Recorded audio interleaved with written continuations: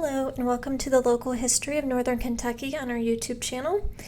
So August marks back to school season, and for many, memories come back of checking out new school supplies, seeing friends, and then also seeing who your teacher would be for the year.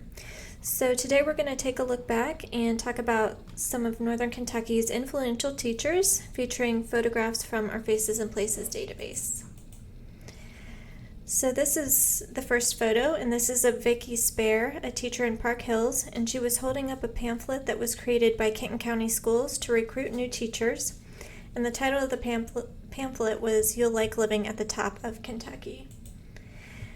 And this is Irene McCracken, who taught school for 32 years, including 25 years at Dixie Heights High School, and she said that she loved every day of it in an interview with the Cincinnati Enquirer in 2000. She taught physical education, driver education, and business classes, and she retired in 1984. And after retiring from teaching, she began working full-time in the funeral business.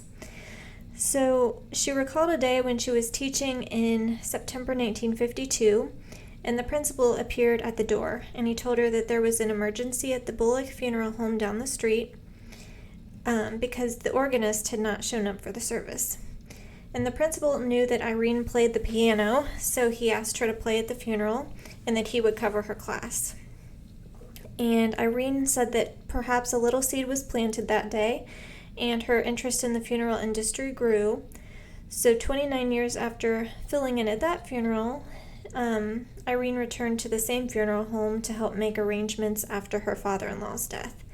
And while she was there, she had asked the funeral director if she could spend a couple of years learning how the business worked.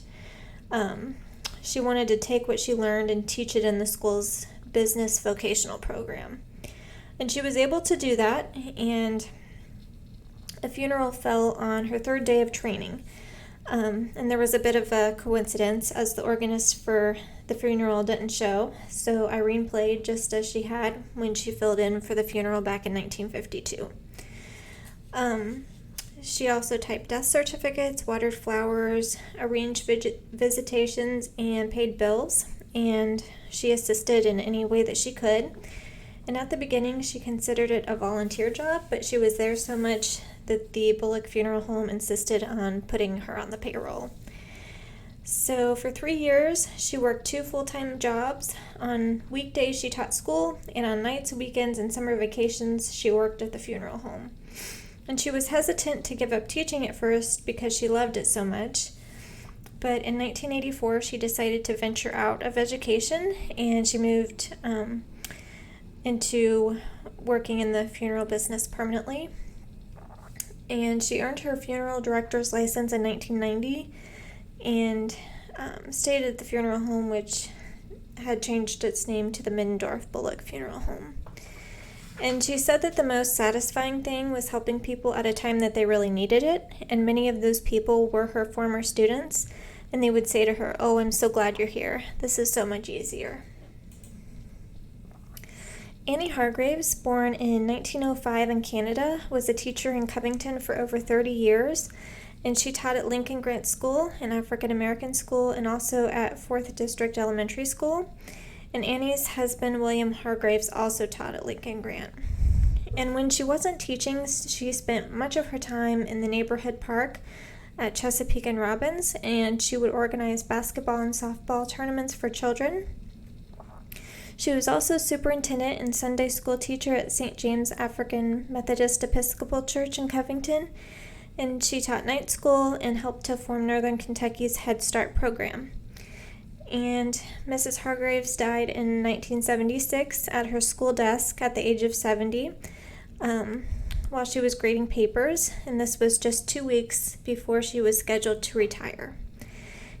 In 1981, the park that she frequented was dedicated and named after her, and in an Enquirer article from 1999, Ken Shields, who worked for Covington's recreation department during his college breaks, said that she was a mother to the children at the park as well as a friend.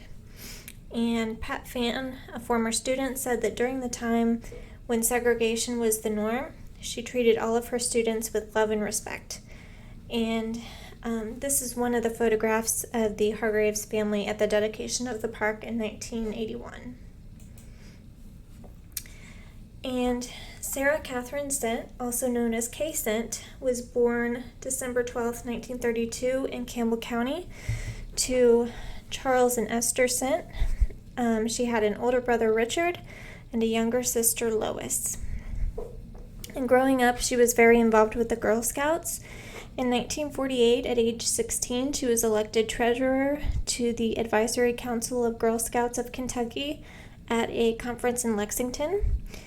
She attended Union College in Barberville, and in her senior year, which was 1955, she was awarded a $1,500 scholarship at the University of Tennessee for the completion of her graduate work in the field of social welfare studies. And she was elected on the basis of her superior work at Union. Following her education, she became a teacher, working at Grandview Elementary in Bellevue.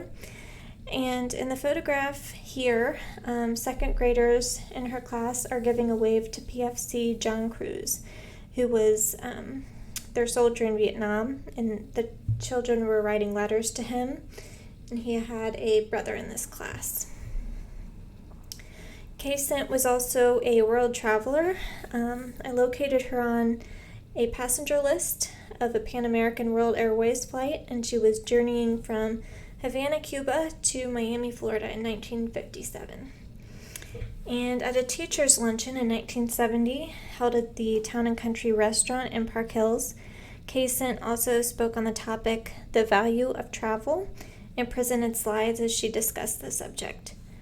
After her retirement, she also spent her time volunteering at the Cincinnati Zoo. And she died June 27th, 2000 at the Baptist Convalescent Center in Newport, and she's buried at Grandview Cemetery in Campbell County. Brad Harold was born September 8th, 1941, to Timothy and Cora Harold in Talbot, Kentucky, and he attended what was then known as Eastern Kentucky Teachers College at Richmond, and in 1962 he married Ellen Stamper, who was also a teacher. In 1974, he was promoted to a principal position, and in the photograph here, students are talking with him, and at that time he was an assistant principal at John G. Carlisle, and this was before kids went in for their classes during recess. And Mr. Harold retired from Covington Independent Schools.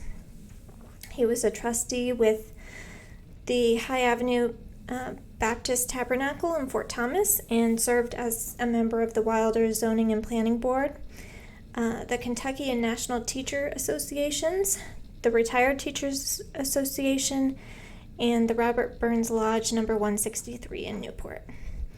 And Brock Harold passed away March 26, 2001 at the age of 59, and he was survived by his wife Ellen, 2 children, and a grandson, and he's buried at Evergreen Cemetery in Southgate. Agatha Nikki Locklear worked as an English teacher at Simon Kenton High School, and she was often recognized for her closeness to her students, her curriculum advancement, and her ability to create innovative programs, as shared by the Cincinnati Enquirer in a 1991 article. So, for example, her students would become familiar with Shakespeare by rapping out the acts. They would design and assemble costumes to wear and research the available plants, herbs, and foods of the time. And then they would cook and eat the authentic dishes that they'd researched. Her students met her challenges, and then one year at graduation, they opened their robes to reveal t-shirts that said, "I survived Aggie." And Mrs. Locklear also started and organized Project Prom, which was an all-night party that offered a drug and alcohol-free environment for students after the dance. And she served as the chair of the English department for a number of years. This is Mrs. Kitty Pritchard. She majored in music at UC's College Conservatory of Music, and she played the clarinet during her time there. And later on, she also earned a doctorate in psychology. She began her teaching career at Coleraine High School, teaching there in 1963 and 1964. She then taught music at Newport High School for 10 years, and then for the next 20 years she taught music at A.D. Owens Elementary. Her son, Chip Pritchard, said that she would notice some kids coming to school without eating breakfast or needing shoes. And she was always giving money so that they could have something to eat or to buy shoes. She wanted to give them a little bit of love that they were missing at home.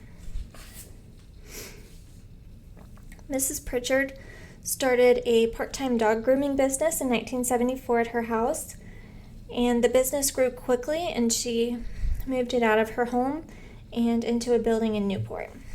She retired from teaching in 1995 and continued to operate the business, Melody Manor Dog Grooming Salon. And Kitty Pritchard passed away in 2010, survived by her husband, 2 children, and 11 grandchildren. The photo on the left shows Miss Donna Flynn in April 1990 as she received an Albright Award. And this is an award that's presented to a teacher and an administrator who exhibit leadership, community involvement, and innovative programs. Miss Flynn was a math teacher at Boone County High School, and she had been since 1956.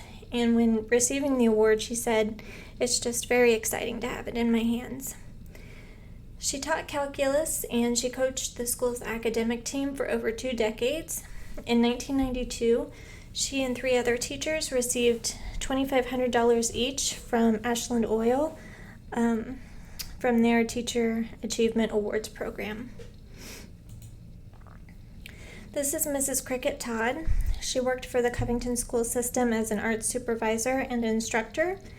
And prior to being hired by Covington Schools in 1973, she worked for several years at Cincinnati Public Schools.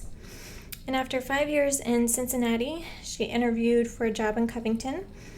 And she said after the interview, "I ran across the street to a payphone and called my husband and told him, 'You're talking to the new supervisor for art for all Covington schools.' He asked her, 'Don't you want to talk about it first?' And she said, 'No, I already signed the contract.'" At that time, in 1973, there were no art teachers in the district, so her job was to teach visual art in every classroom in 11 schools and to conduct art workshops for the elementary school teachers. And her goal was to get an art teacher in every school, and she accomplished that. So along with her art duties, she had served as the Director of Public Relations, Director of Professional Development, Events Planner, and Director of the district's mentoring program. She also helped to establish music programs and generated funds to benefit the theater program. She earned a bachelor's degree in fine arts, a master's degree in art education, and a doctorate in educational administration.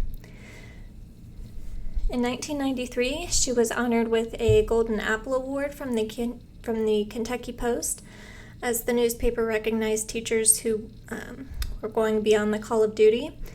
And in an interview for this award, she said, "I want everyone to discover the ability to create. I like to bring out the creativity of individuals, and it's an honor and privilege to be recognized for something I love doing day in and day out." She served as president of the Kentucky Art Education Association and participated in a number of art competitions and programs on both state and national levels. And she organized state art conventions, participated in Dreamfest, which was a workshop for gifted students, and every year she served as a supervising teacher for a graduating art teacher at NKU. She was the secretary-treasurer for the Northern Kentucky Association of School Administrators and was the organist, pianist, and choir director at her church.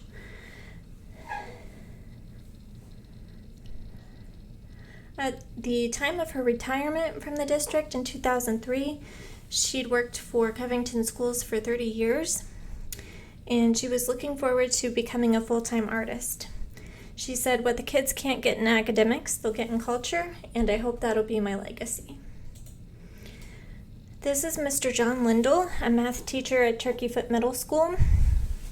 In the photo at the right, he was working on a math problem with David Parker and Sean Bielzik, and Lindell also coached students in academic math competitions.